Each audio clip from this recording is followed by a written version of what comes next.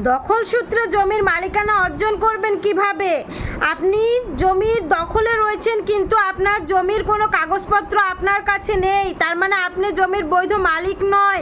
যে ব্যক্তি জমির বৈধ মালিক সেই ব্যক্তির সম্মুখে আপনি 12 বছরের অধিককাল সময় যদি কোনো সম্পত্তি দখলে থাকেন এবং ওই বৈধ মালিক হওয়া সত্ত্বেও ওই ব্যক্তি যদি আপনাকে কোনো বাধা না দেয়, কোনো ধরনের মামলা মোকদ্দমা না করে আপনার বিরুদ্ধে, দখলের বিরুদ্ধে, তাহলে কিন্তু 12 বছর পর ওই ব্যক্তি আর তামাদি আইনের 28 ধারা অনুসারে মামলা দায়ের করতে পারবে না। কিন্তু নতুন যে আইন পাশ হয়েছে ভূমি অপরাধ প্রতিরোধ ও প্রতিকার আইন 2023, এই আইনের আন্ডারে কিন্তু উনি অবশ্যই মামলা দায়ের করে উদ্ধার করতে পারবে সম্পত্তিটি। তাই সুতরাং আপনারা যদি দখলমূলক সম্পত্তি অর্জন করতে চান, শুধু দখলে থাকলেই হবে না 12 বছরের অধিককাল, আপনাকে কিন্তু আদালত থেকে ডিক্রি আনতে হবে দখলের সপক্ষে।